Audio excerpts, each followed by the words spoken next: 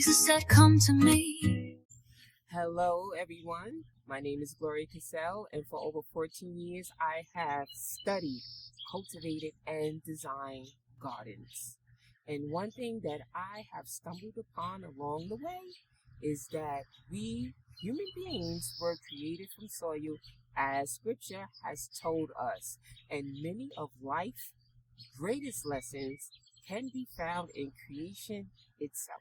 And that's why I started a new series called Lessons from the Garden, where we explore how flowers, trees, fruit, soil, and the changing seasons reveal lessons about stewardship, growth, purpose, faith, and the seasons in our own lives. And today's lesson comes from my favorite plant or shrub, the hydrangea.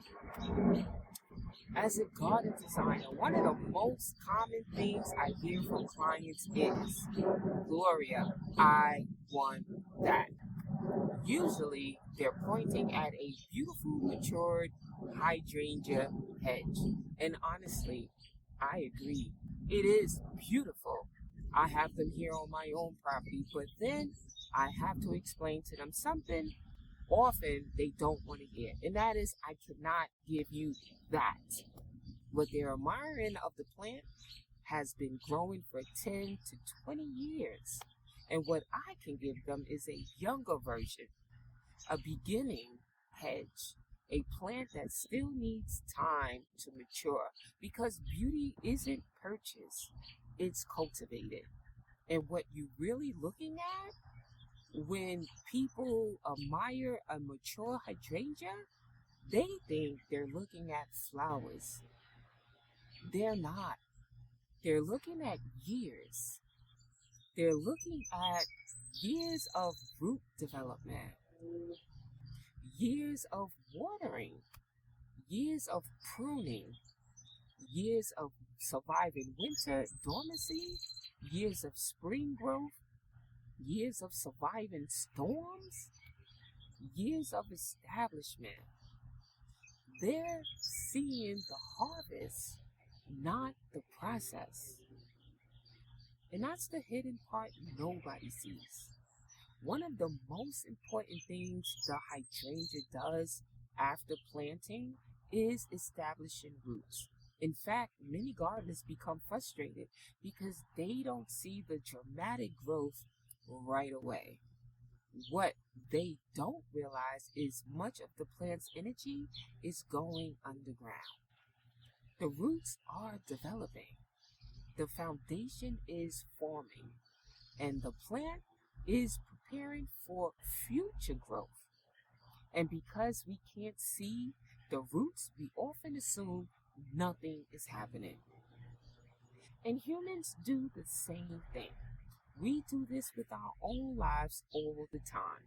We see someone's business or their marriage, their confidence, their health, success, influence. We say, I want that. But we rarely stop to ask, what did it take to become that? What seasons did they live through? What roots did they develop? What sacrifices did they make? What winters did they survive? That's the danger of constant relocation. Another interesting thing about hydrangeas that many gardeners move too soon, they plant them. They wait one season, don't see dramatic results, and then decide it's not working. So they move them, they relocate them, they even replace them and start over. But every time they do that, the plant has to focus on re-establishing its roots. The process starts all over again, and people do the same. We switch jobs, we switch businesses, we switch goals, we switch directions. Not because roots aren't growing, but because we can't see them. And the 4 seasons of alignment This is one of the reasons why I created the 4 seasons alignment framework. And that's because creation teaches us every meaningful harvest follows a purpose and process. Winter is reflection and preparation. Spring is for planting and cultivation. Summer is for development and stewardship. And fall is harvest and multiplication. The problem is many people are expecting fall harvest results while they're still in summer. They mistake the absence of the visible fruit for failure, and when reality, the roots are still development.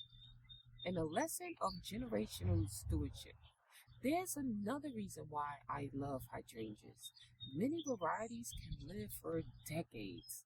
Some have survived long enough to be enjoyed by multiple generations of the same family. And that reminds me of Proverbs chapter 13, verse 22. When a good man leaves an inheritance for his children's children. Most people think of inheritance only in terms of money, but inheritance can also be beauty, stewardship, wisdom, traditions, gardens, lessons, these all, even your environments. Imagine planting something today that your grandchildren may one day enjoy, like my granddaughter does now. That's stewardship. And these are the real questions. The next time you find yourself saying, I want that, pause for a moment and ask yourself, do I want what they have? Or am I willing to go through the seasons that produced it?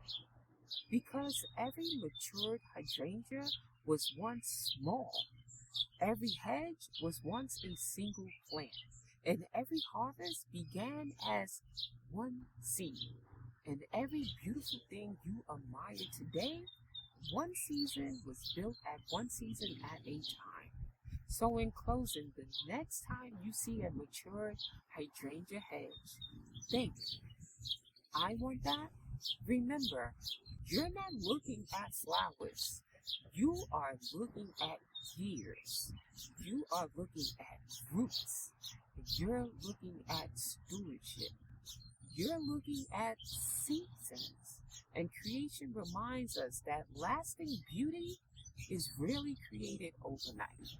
It's cultivated one season at a time. I'm Gloria, and until next time, remember, we are gardens. Tend to you.